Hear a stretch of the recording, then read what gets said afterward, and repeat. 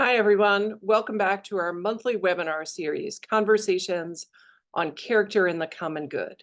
This series is part of Virtues and Vocations, a national forum that is housed at the Center for Social Concerns at the University of Notre Dame and supported by the Kern Family Foundation. My name is Suzanne Shanahan, and I direct the Center for Social Concerns. I'm also host for this series.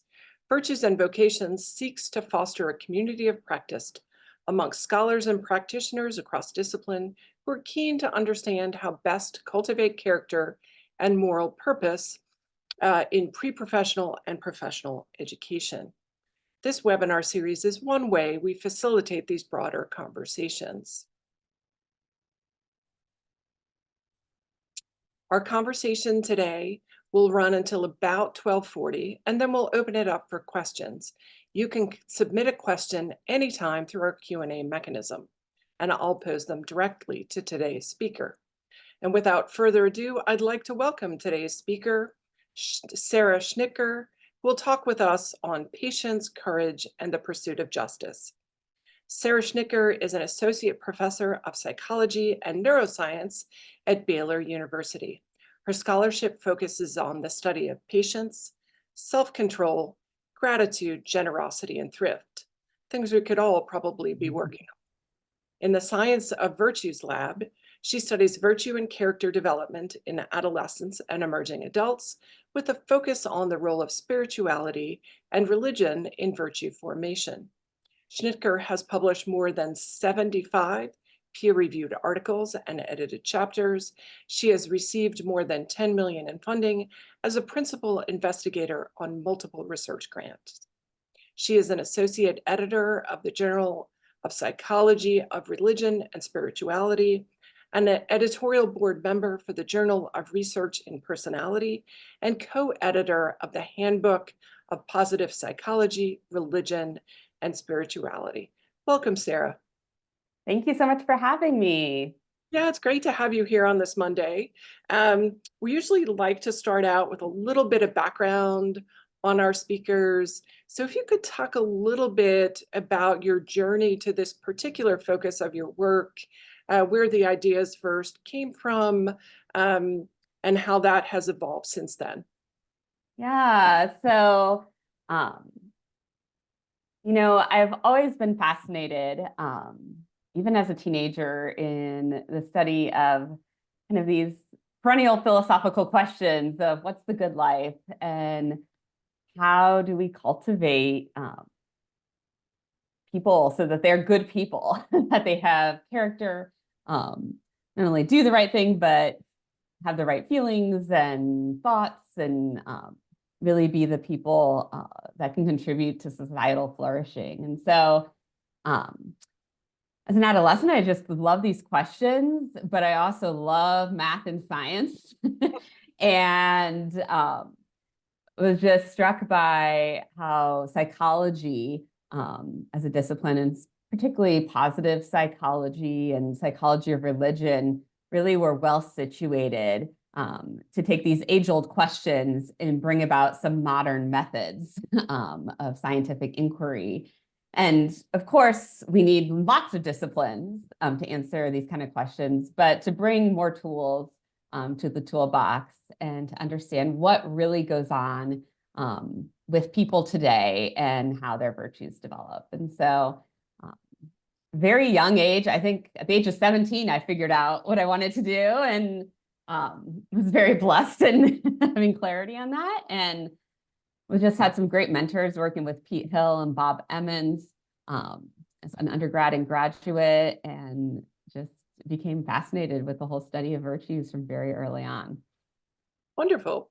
So let's talk a little bit about patience. I've heard you say that when you bump into people, they're very eager to talk with you about it and are always talking about the need to cultivate greater patience in themselves.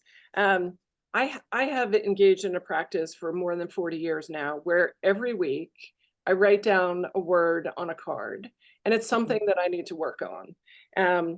And so over the 40 years, more than 2,000 of these cards. And the one that appears most often is patience. This is a card. This is this week. and I need more patience. So I am like all of those people you've been encountering. And certainly this time in a semester where after spring break, hard to tell if I'm asleep or awake. And so patience is really, really important. Can you talk a little bit about how you think about patience? Why is patience a virtue? Yep. And some of the psychological dynamics behind that would be great. Yeah. And I think, no, it's really true that so many people struggle with patience in particular. And I'd say your experience is shared by many others of when we talk about the virtues we really have and are going well, it's something like, oh yeah, I've got my gratitude down. I've really made great strides on generosity. But patience is one that we continue to have to work at. And I think part of this is that whereas a lot of the other virtues that we study, like self-control or grit or gratitude or kind of trying to cultivate wisdom or things like that, right? There's a real agentic feel to them that you can go out and do it and really kind of put a lot of activity behind it, which I think in the US cultural context in particular is just very part of our kind of national DNA that we love to go and pull ourselves up by our bootstraps and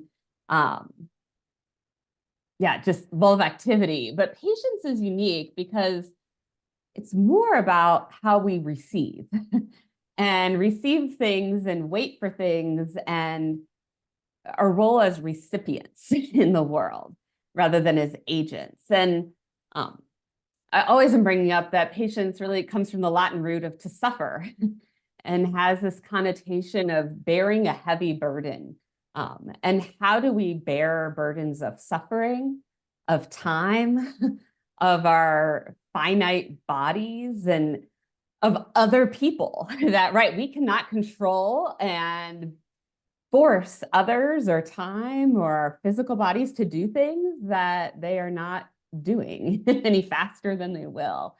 And so I think this is a real challenge that we face, especially in this culture across the life course of we have to respond and not just agentically force things upon our environment. And that is a different skill set. It involves a lot of emotion regulation.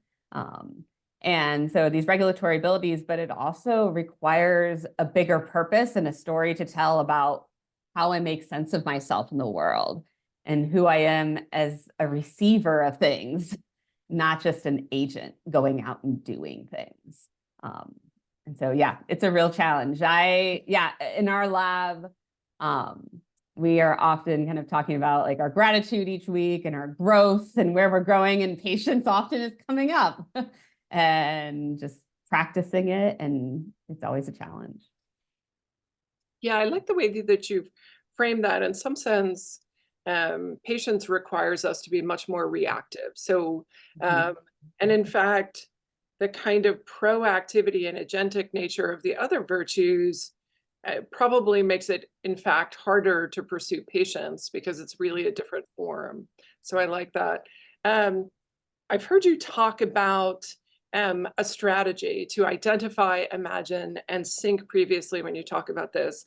And it reminds me, sort of raising children. It's sort of, okay, I count to 10, but I really like this because you're not just waiting to cool off, but you're really deliberative strategies. So I wonder if you could talk a little bit about that.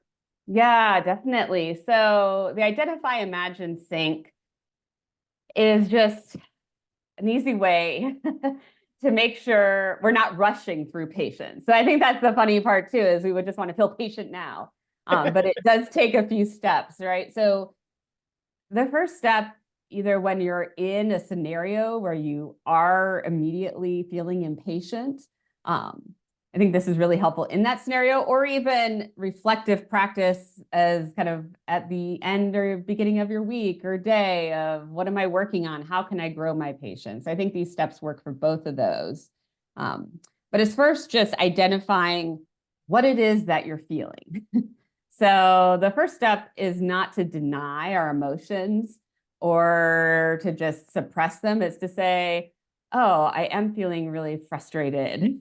Here's why. I am feeling really impatient with this person or with this situation. And I wish things could be different, but they aren't. Um, and so taking the step to just sit with that for a moment and to say, yeah, okay, mindfully kind of just acknowledge what that is. And then after you've identified what you're feeling, why perhaps a little bit, um, to imagine the scenario in a different way. And the more technical term we use for this is cognitive reappraisal. But I think imagine sounds a little bit more fun and helps us be a bit more creative in just thinking about, can I take a different perspective on this? Can I imagine a different historical period or how this might be thought about in a way that helps me wait or suffer a little bit easier. So for example, I think like talk about spring break. Many people travel over spring break, and traveling always provides many opportunities for patience and waiting and frustrations and then the annoying person next to you or the delay of your flight. And I know when I'm traveling, I easily start to feel impatient. And then I try to imagine like, well, 100 years ago, what would it would have taken to get to Europe or to get to um, the West Coast? And oh, this would have been a long drawn out thing. And just taking a moment to think about it differently, or to think about it if it's a person frustrating you that you're feeling impatient, to empathize. How are they feeling right now? This poor gate agent is, everyone hates them and it's not their fault. And so just imagining the scenario from a different perspective can help us to cool off and to also recognize that yeah, things might be better than they feel, or just to recognize that, yeah, I'm just a human and there are constraints, and other humans also share those. And then the final step after you identify imagine is to think. And so when we're talking about a virtue like patience, I think it's particularly important to think about the big picture why. Why do I want to grow in this virtue? Why do I care about waiting well and suffering well? That it's not just about me and my own happiness, that there needs to be a bigger purpose and story that helps me make sense of this waiting and this suffering. Whereas other virtues, you might be able to skip this step of virtue formation. I think here it's really hard. Why is it that I'm going to explain yet again to this undergraduate in my office what comes easily to me? Why is it that I'm going to give my colleague a moment or kind of be patient with them if they're being rude? That we think about our larger community and what we're trying to do, how we're trying to build the flourishing of not just ourselves, but of our society. For many people, there are religious purposes in their lives, and they're trying to honor a deity. And people who aren't religious, there's still these spiritual elements of really contributing to the next generation, or perhaps saving our planet and living harmoniously with nature and all of living creatures and not just ourselves. So I think syncing with that purpose can help us be motivated in a different way to think about the things we don't like about our current situation or the fact that we have to wait or suffer, and to realize that there might be value in that waiting or suffering that make it easier to withstand those periods. Great. So as you talk about this sort of the sinking dimension of it, is this related to the way you talk about narrative identity? Yes, Okay. exactly. Yeah. So, right, we want to be thinking about this bigger story of who am I in the world? And how do I fit in to my community, to a bigger story? And so we all humans have a narrative identity that we tell the story of our lives. And we tell those stories in different ways. Some people, it's a comedy of errors. Some people tell their life as a tragedy. Some people tell their story as a narrative of redemption. And Dan McAdams has fabulous work, really groundbreaking work on narrative identity, and really showing us the importance of looking at this domain of personality to understand human lives. And what I found in my work and have put forth along with many others is that for virtue formation, especially for patients, we want to be thinking about a narrative identity that's transcendent, that's bigger than the self. So it's not just about me and my story, but your narrative can tie into your community's narrative. So I just jumped on. Oh, hello? Oh, sorry. And that narrative is bigger than you. And when it's bigger than you, you find a different type of purpose in it. And it really can cultivate virtue better than something that's purely self-interested. Is narrative identity tied to sort of developmental moments? So you study adolescents, young adults. Is having that broader context a greater challenge for adolescents? Is this something that over time you develop and curate and become more comfortable with? Yeah, definitely. I think part of the reason I was attracted to study adolescents and young adults is because this is the time where people are really, for the first time in their lives, able to tell a robust narrative identity. Right? So children tell some stories, but their stories are very connected to their parents and their community, and they don't have the abilities to reason hypothetically and to imagine other ways that their life might have been. And so starting in adolescence, we have the ability to form identity as distinctive from other people. And so I think it's a really critical period. It's the first time people are telling their story. And if we can help folks to tell that story in a way that promotes virtue and societal flourishing and not just my own well-being early on, like that would be fantastic. We might change the trajectory of their lives. And of course, people don't tell these stories out of nowhere, right? We have almost a menu of stories that we receive from our culture. And these come from our media, from the stories our family tell, from our communities, from our schools.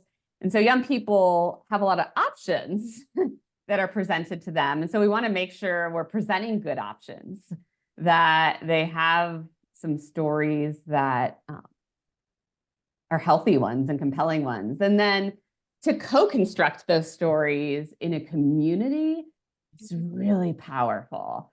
And to then connect that to adults. And then over the life course, you find people continue to update these stories and tell them again, and sometimes shift them. And it's really interesting. You find that adolescents, emerging adults, and then also in old age, if you look at developmental adults, there's a lot of storytelling that goes on then as people start to really lose a lot of their abilities and think about the end of their life. How do they make sense of their whole life story? So it's really interesting too. You also see some interventions like the program from Sages and Seekers, where they pair young people with older people who are kind of nearing the end of life to do storytelling together. Can be really potent because just we want to do this activity, but we don't always have the opportunities to do it with others. So two questions that are emerging. The second one is about this notion of co-constructing narrative identity. I find super fascinating. But the first one is, I oftentimes, like if I think of my own children who are college students or college students, that the stories they tell often are hyper individualistic. So, um, this really frustrated me because of something that happened to me, and Yeah. this is why, and they lack that broader connection to an extant community narrative. Mhm. So one question is, how do you connect them up to the broader narratives, the kind of self-transcendent, not all about you narrative, and then Mhm. this notion of co-constructing, because that seems a super productive space. Yeah. And I think it's a bit in the aside, but actually really critical. We have some data suggesting that some of the high anxiety, depression symptomatology, um, especially with our high achieving college students, that we did some work with elite athletes, and we find that when it was a very performance self as performer narrative versus purpose based that had something beyond the self, like that was really indicative of negative outcomes. Yep. And so, right, so like I think this is a really important point at this moment in history as we see rates of anxiety and depression symptoms just skyrocketing in college students, and death by suicide is becoming a real public health crisis. That I think with our performance pressures in our culture, the students have reduced themselves to these very individualistic narratives. And so, right, what are ways we can help them expand out in our colleges and universities to think about bigger ways of telling their story? And so I think there are a lot of this can happen maybe in extracurricular spaces. So, right, as you're part of student groups, what is the purpose of our group, and viewing that not just as, oh, I'm doing this to check a box and to get better skills as an individual, but doing something together. I think also in the classroom, we can do a lot more than we're currently doing to help students, giving them prompts in discussions or in papers to reflect on how are you connected to something bigger. and even setting up kind of engaged learning opportunities. So I've always amazed by many colleagues who are helping students to tangibly connect what they're learning in the classroom to what they're doing in the community. So for example, one of my colleagues at Baylor, Michael Scullin, who's a sleep researcher, always thinking about how can you kind of go work in helping other people who don't know about this research to actually get better sleep and promote their own flourishing and virtues. And so just thinking creatively as instructors about, can I add an assignment? Can I just make sure there's always a question that moves this beyond just the self and thinking about connection?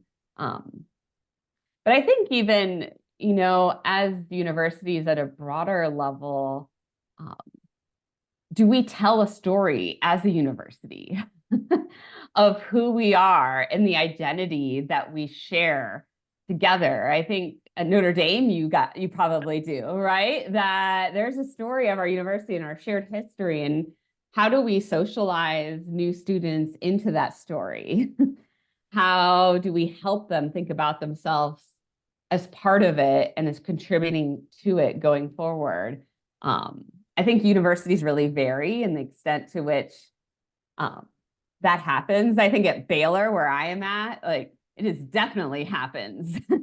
And kind of telling our story of who we are as a community, and helping students to feel a part of that and belonging to that can really be potent for helping them, even at least thinking about their university as a kind of transcendent group that they're a part of.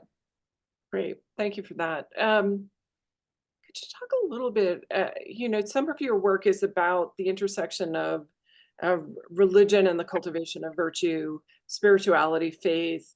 Can you talk a little just about that research? Yeah. What are key findings that you're seeing? Um, Yeah. and I think this relates to the last question too, because I think one of the contexts that people regularly inhabit that does such a phenomenal job of cultivating kind of this transcendent narrative identity are religious groups. Religions are really unique in that they have a very long, rich story that's told that goes on maybe millennia.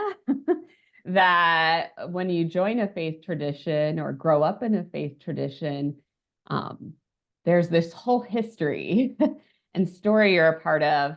And religions are often talking about the afterlife as well. So you're also thinking about into a very far, infinite future that you're one piece of this long story. And religion, in addition to having these really robust stories that people then can incorporate in their lives and connect themselves to, they also have all these tangible practices that really cultivate the skills of virtue in relation to this story of meaning and purpose in life, right? So if we think about patience, right, what are things that help us regulate our emotions? Well, we know like meditation does. Well, religions have been doing prayer and meditation for millennia and have really well thought out practices about how to do this well and how to do it in a group and learn and progress. And but how cool when you have that meditative practice, not just happening in isolation, but as part of this rich narrative tradition. And what we see is that there is some real affordances provided by faith traditions that help with virtue development because you have practices connected with the identity work. And you don't see a lot of contexts that have both of those things. And having them, I mean, and even tradition, like religions have these religious calendars so that there's rhythms to this as we're in Holy Week right now in the Christian tradition.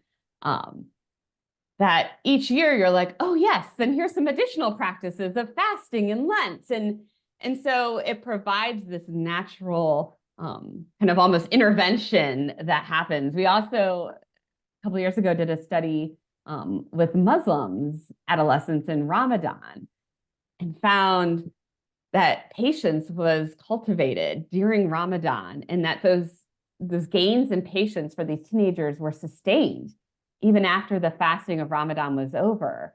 And so I think it's really neat to see kind of these cultural institutions that have solidified and practices. There's a reason they're here because they really work.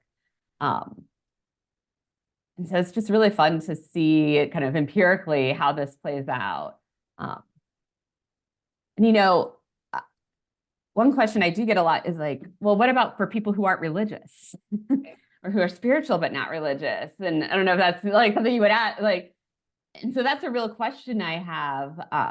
I think there are ways to still get these elements, right, that we need for virtue development and flourishing of what is the transcendent narrative? How can I connect that to practices that I can incorporate in my life? And there's a lot of work on like, what are new types of spiritual communities? Because that communal aspect is key too. So you see things happening and things emerging, but I think during this transition, as fewer people are explicitly religious and more spiritual, we want to make sure, as a psychologist, I want to make sure they're getting these elements that traditional religion was providing. How are they getting those that are necessary for virtue development? That's great. So I'm teaching a class called Living a Just Life this semester, and it's a class of mixed faith traditions. But during Lent, we had each of the students work on a set of virtues that they felt they needed to kind of have some growth in. And I remember one student saying that he felt it was somewhat like dry January, in that every Lent he would try very hard not to trash talk, and that he felt that really it had huge impact for the rest of the year because he trash talked less, because he got in the habit of not doing it at all, and it really carried forward. And so I think it's the same kind of thing you're talking about. And, sort of we worked with accountability partners so that they could Yep. have these kinds of conversations. But I do think the religious framework and religions provide a structure, but also that broader narrative identity. And so the question is, how do we replace those sorts of things for folks not operating within a Yep. faith tradition? I think it's so funny you brought up dry January, right? Because I've been wanting to do a study, right? Because I'm like, it's naturally emerged, a Lenten or Ramadan type fasting practice. And yet, why are people doing dry January? Is it just for my personal health? Like, and can we help create a narrative around it? Right? Because people are definitely making it social. They're sharing about it on social media. So, but I'm like, could we actually magnify the effects of dry January if we could say, and instead of spending alcohol money, I'm gonna give generously in this domain. Like, so yeah, it's like humans can't help themselves though. They recreate these religious type structures. That's right. Yeah, that's great. As you're talking, two other questions emerge for me. And one is, you have a recent study, I think it's 2021, that's looking at suicide risk and looks at generosity. And then I read it as a form of resilience to life's hardships. Um, a lot of times when people talk about something like generosity, it has that kind of airport book vibe, like be more generous, be more grateful. But you're finding it actually has significant impact. Yeah. Can you talk a little bit about that study? Because it Yeah. seems hugely important given Yeah. the challenges. Right. Because so that study, what we looked at people who were psychiatric inpatients. So this is folks who are hospitalized for acute or severe psychiatric distress. So many people maybe had attempted suicide or definitely high proneness to it or other psychiatric disturbances.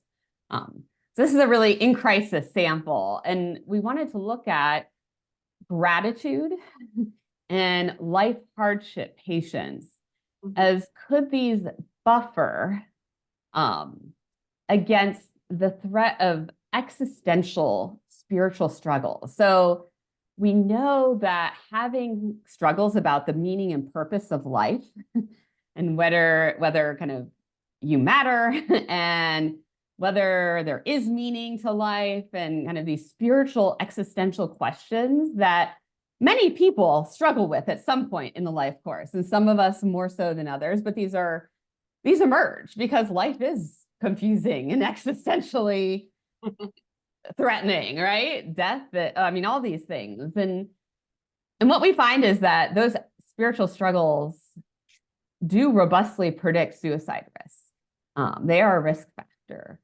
But what we found is that even in the midst of those existential struggles, when people had higher levels of gratitude and life hardship patience, they did not show the same increase in suicide risk that you saw for people who didn't have as much patience and gratitude. And so what it seems is that these strengths of character, right, can be a form of resiliency, that you can be in that struggle, in that existential crisis, which is going to happen. And that doesn't always result. It's not like there's a quick Band-Aid of like, oh, no, now I know the meaning of life. I'm good now, right? That might persist for a while. Or for some people, they might never feel like they have kind of answers to some of these existential questions. But if we have gratitude of recognizing the good in life and that others are contributing to my good and that I do receive good things, even if it's not everything, as well as the patience with life hardships of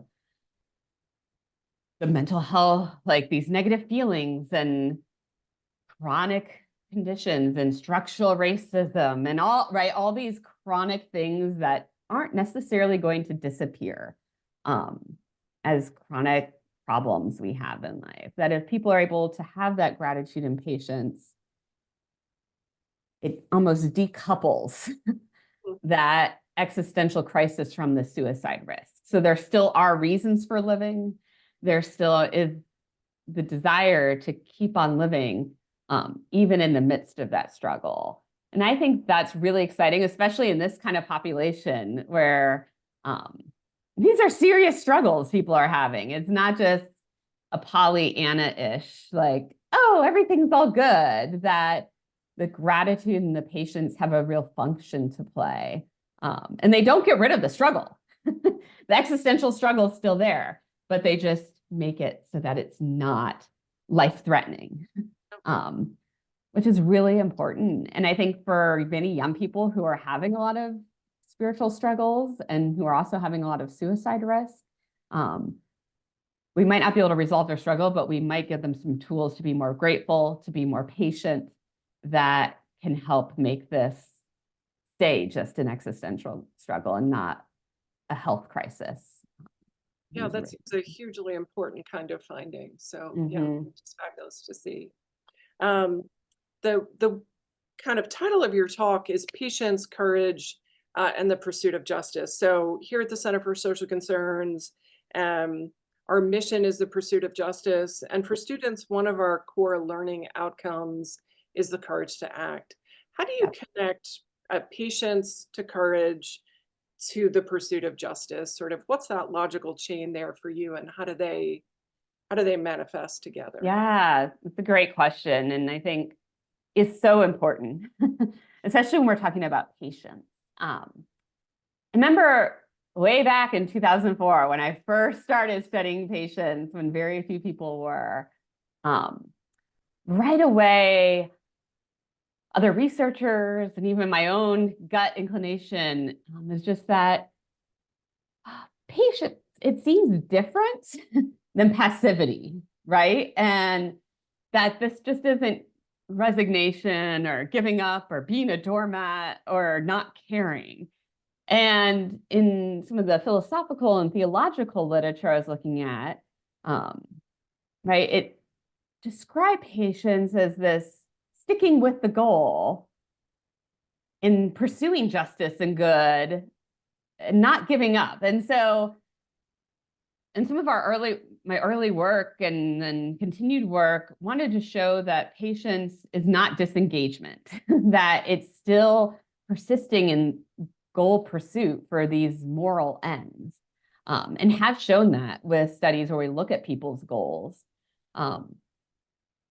But, right, so that when you think about patience, you can go awry in two ways. It's the golden mean. The complete absence of patience is this recklessness and reactivity. But almost if you go in the direction of too much, it becomes no longer patience, and it's really just passivity and disengagement. And so that's really important, especially when we think about working towards justice. That patience is not saying, oh, well, we'll never have racial justice in this country, or, oh, well, we'll never have equality for women, or whatever it is, that instead you're sticking with it. But in more recent work with Juliet Ratchford and others, we said, I wonder if patience and courage serve these complementary functions. That maybe too much patience, right, which looks like passivity, almost looks like a complete lack of courage, right? Cowardice is you don't act because you're too afraid. And vice versa, that maybe too much courage starts to look like the complete absence of patience. So too much courage, recklessness. Oh, that's also when we don't have courage, that these might have this counterbalancing function. And that as we think about cultivating virtues, we really need to make sure that we are cultivating both patience and courage in tandem. And what we have in our data, we show that when you have both of those, you avoid these vices of passivity and recklessness. But when you have an imbalance and have one strong and not the other, you start to see problems emerge, that you start to see passivity popping up or recklessness. And so when we think about working towards justice, we really want to think about having strong patience and courage. And then that phronesis that we're always talking about, this kind of wisdom. When people have both of those, they're able to actually act wisely in a particular situation, to know, should I speak? Should I even yell at this moment? That might actually be the best action. Or should I hold off and wait it out? And you can't really get there of doing the wise thing unless you have both of these, because they kind of the yin and yang, they balance each other. And we need to have both courage and patience in order to be pursuing kind of this slow roll road and towards justice, especially at a broader societal level, that things don't always move fast. And I mean, MLK really talked about this quite a lot, like in Letter to Birmingham Jet. Like sometimes he talked about patience, but he also talked about too much patience is a problem. And I think it's also a really key thing that I'm always pushing is that we cannot weaponize patience in particular. We should never be demanding patience of others. That often is a real signal that something's awry. When we're like, oh, you need to be patient. No. It's thinking about me. And when do I need to be patient versus be courageous? And anytime I see someone demanding patience from another group, I'm quite suspicious that they don't really want patience. They want passivity and are trying to just push someone down. So I think that's really key. That's great. I really appreciate that.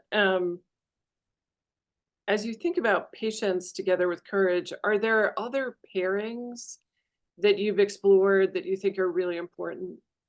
Yep, we haven't empirically looked at them yet, but we have lots in our minds. So, right, like humility and confidence, or intellectual certainty and humility might be an interesting pairing where we're humble, but we also have the appropriate kind of commitments and confidence in our views. Or we might think, we've talked about, we haven't tested this yet, but like gratitude and ambition or magnanimity, like really gratitude is saying I'm receiving a lot and recognizing and celebrating that, but also like, what's that joy of giving and generosity? So I think there's a lot of pairings we could explore. And I think pairings are probably limited. There's probably this massive 3D model that we could start to put together of like how this virtue complements this one in this way, and this one balances. Like my sketching skills are limited, but I think I and my team and I are excited about thinking about like how we could represent these complex interrelationships among these virtues. We know they're there. We talk about the unity of the virtues thesis, but how we could actually map that empirically. Starting with the pairings was really exciting, and to look at that across time and show it worked. And so we're kind of looking at what are some other pairings, and then could we do like triads and move into more and more complexity. There's a lot to be done. Great, thank you for that. I want to turn to the first question. So you had mentioned an author who'd done work on narrative identity, but I didn't catch the name.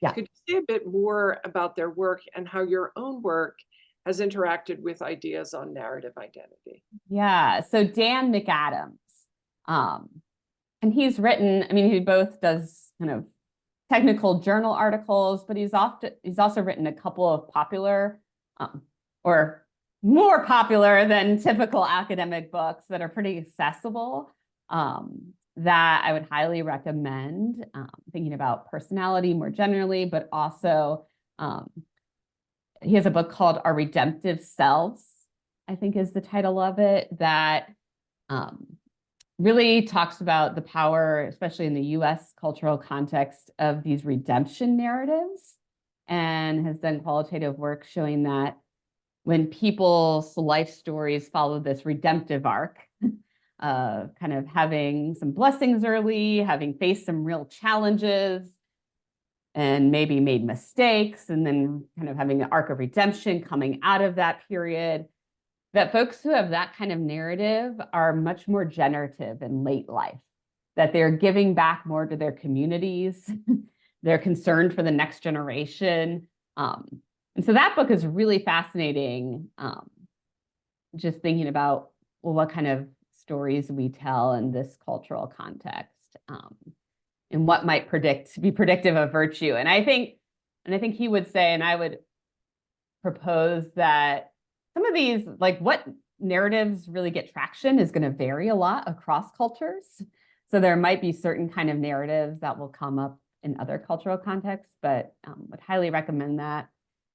And I think in our work, what I've really tried to do is say the extent to which people are internalizing certain narratives that are beyond the self, that really makes a difference for the cultivation of virtues over time.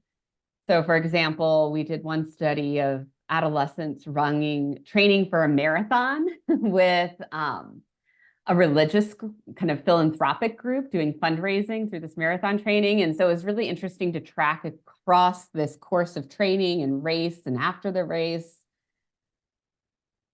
And there's some really potent narratives about I run so that people who don't have access to clean water don't have to walk miles and miles to get water. And so watching how those narratives of the group, the training group, were internalized, that's what predicted real growth and patience and self-control and generosity from these young people.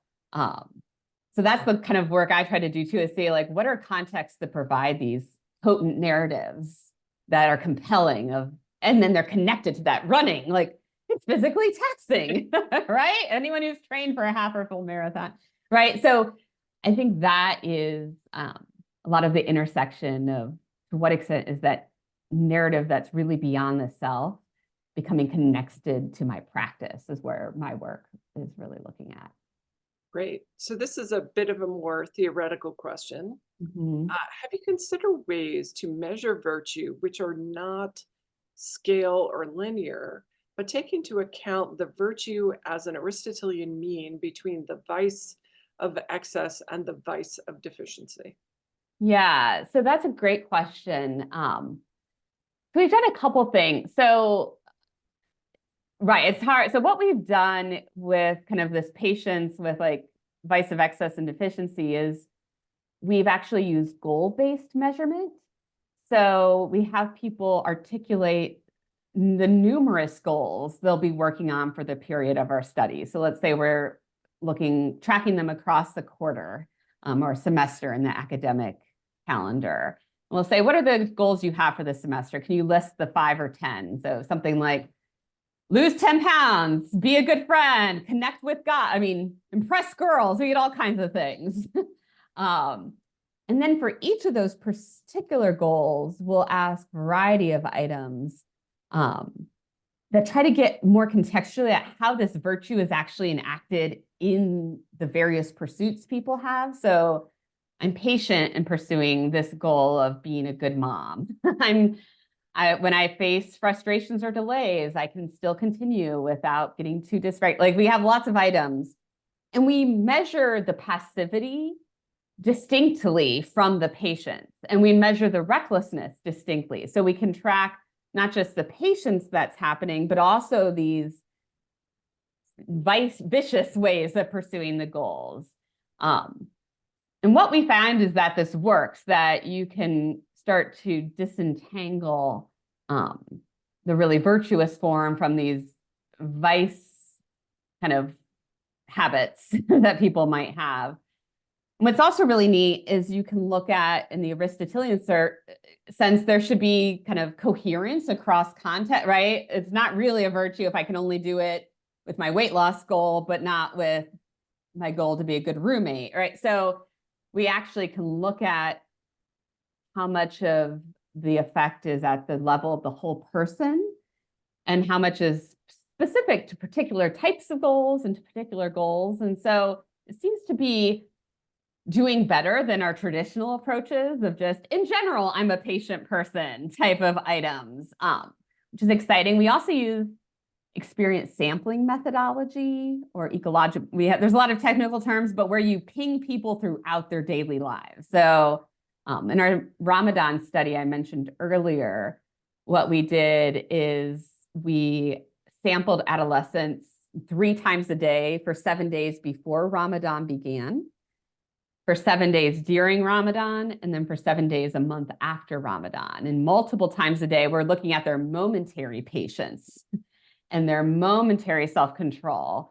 And so we can see within person what's changing moment to moment. So that, I think, is really potent. It gets beyond some of those traditional problems we have with measurement.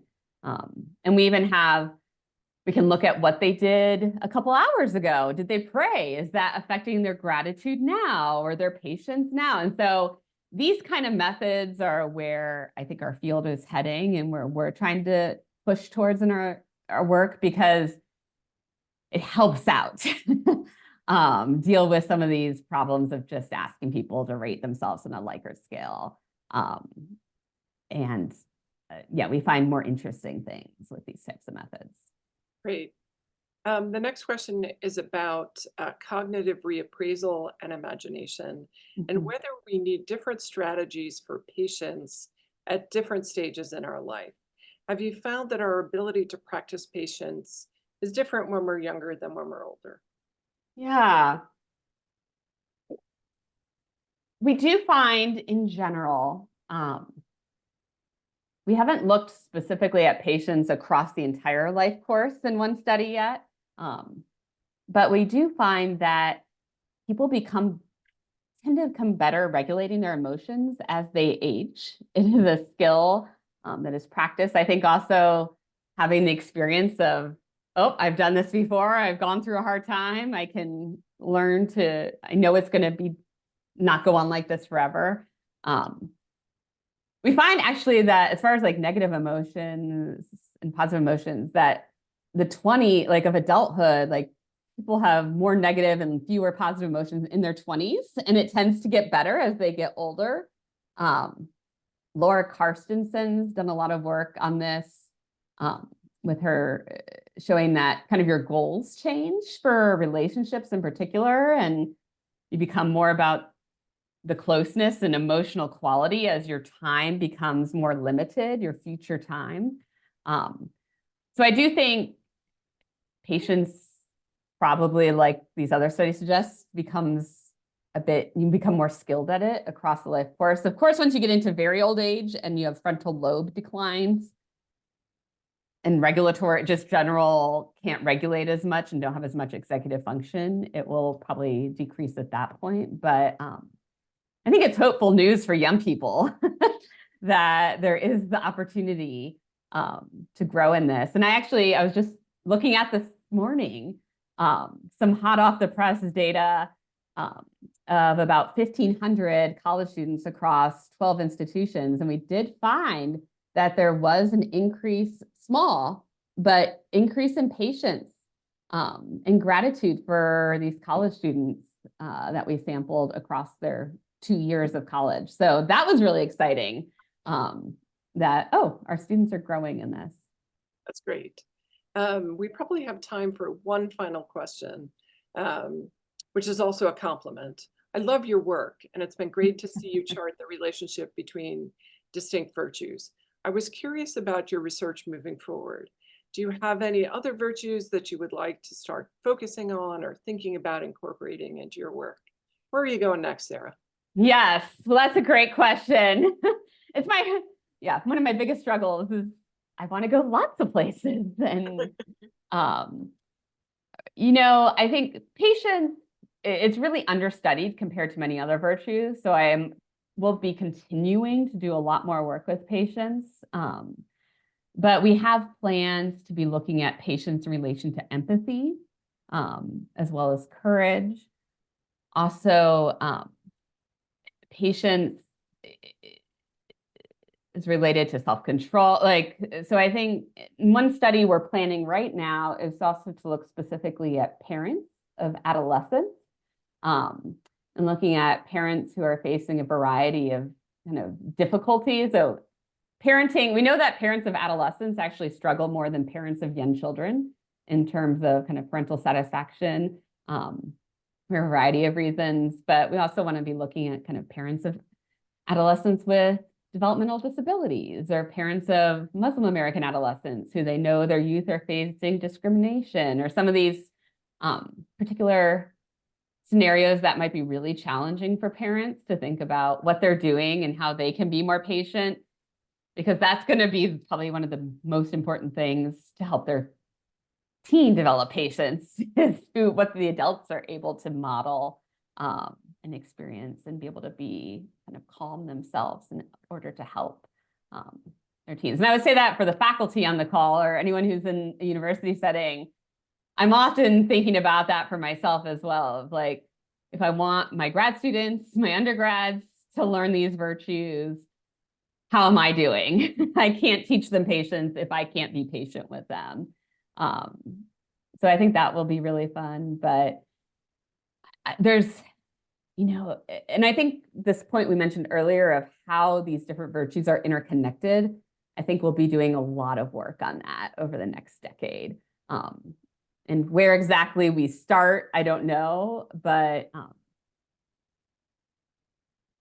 when I'm thinking about kind of applications and how we can really help people, articulating and really understanding these different relationships among virtues, I think will help us know where to start and how to intervene at which point in time and for whom and all those kind of questions. So I don't know exactly where we'll go, but it will be fun, whatever it is. I think that's exciting that you're continuing the patient's work, but adding on new dimensions. One sort of final thought, and it's a responsive part of your question there. Do you think your study of patients has made you a more patient human? Well, with fear and trembling, I say yes. Knowing that something may happen today, I'll be like, oh, wrong. I do. Well, it just raises your awareness of how this is relevant in so many life domains. And I do try to practice what I study. And I think they are kind of have a reciprocal relationship, that my own experiences where patience is required, trying to do it gives me even more motivation to do more studies because I know how important like having some of those tools was in my own life. But I think, in life circumstances, I get lots of opportunities to practice it. And I think since it's always on my mind, I am able to reappraise and reimagine that yet another opportunity for me to practice the thing I study and maybe gain a new insight that I could try out in a research study. So, yes. Great. Well, thank you for that. And I just want to thank you for spending the hour with us and thank everybody who also joined the conversation. Please join us on April 15th at noon for a conversation with Parker Palmer. So thank you, Sarah. This was really delightful. And you've given me sort of some confidence to continue pursuing my own patients. So hugely appreciate it. Thank you so much for having me. This has been really fun.